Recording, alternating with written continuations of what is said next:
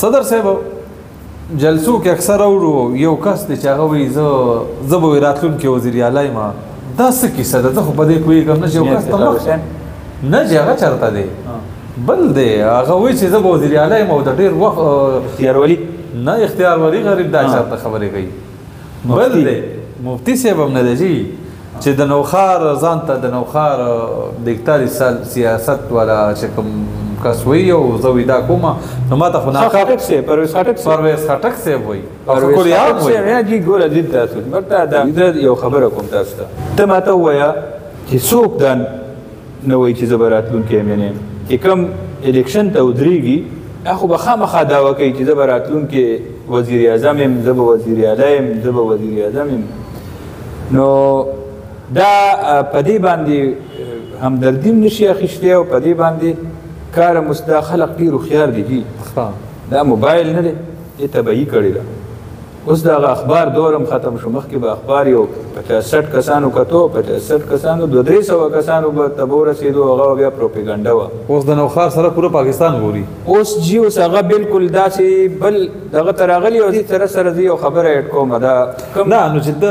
تاسو دا چې څوک وایي نو د هغې مطلب دا دی چې په ځان اعتبار نشه خلک عوام له دوکه نه ده. نو خدای پاکه نو دغه خو هغه د ډېر وخت نه کوي نو دغه خو هغه خو سیاست هغوی وایي مونږ کوو دې لپاره. خو بنیادي خبره دا ده چې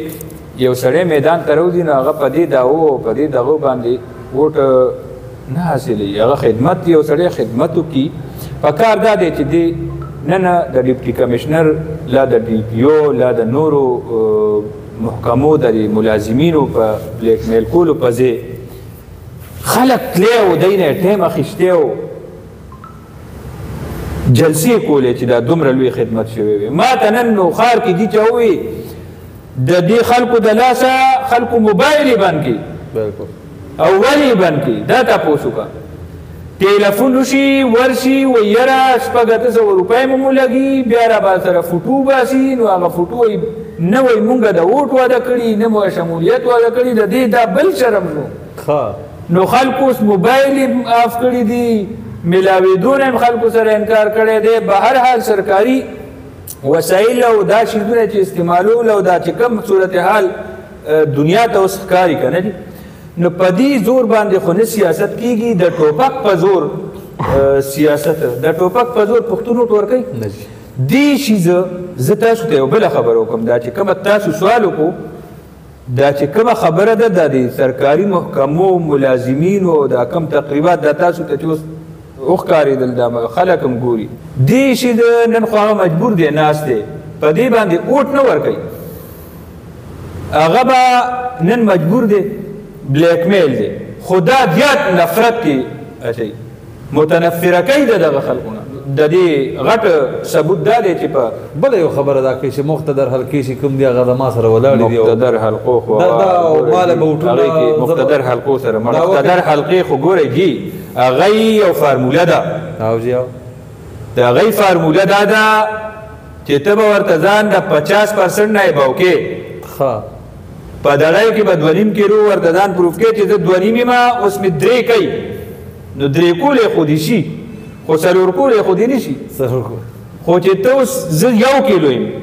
نو ما نه 4 نشي جوړولی نه جي تا نه 2 هم نشي جوړولی ته 1 کیلو یې تا نه 1.5 جوړولی شي او ته 2 کیلو یې په باندې 2 بدي کې 2.5 بدي کې ای دا کار نه کوي هغه دا کار نه دی او زه ګڼم دا په سیاست کې دې ټیم کې جي کولاو زه وایم زما د مقتدر قوتونو نوم اخیستی شي د ملک د داسې ادارو نومونه اخیستی په کولاو په جلسو کې او په محفلونو کې او په دغه کې نو هغوی هم د دې نوټس اخیستنه پکار دی ځکه چې دا ټول قوم که هغه زما جمعیت علما اسلام دی که نشنل پارټي ده که جماعت اسلامي ده که مسلم لیگ نون دی او که نورې څومره پارټیانې دي نو هغه ټولې د دوی پارټیانې دي او دوی سره مینه لري د دې ټولو دا ادارې پاکستاني شهري دي پاکستاني شهري دي نو یو قسم لا دا پروپیګنډي په جمهور کې نفرت پیدا کوي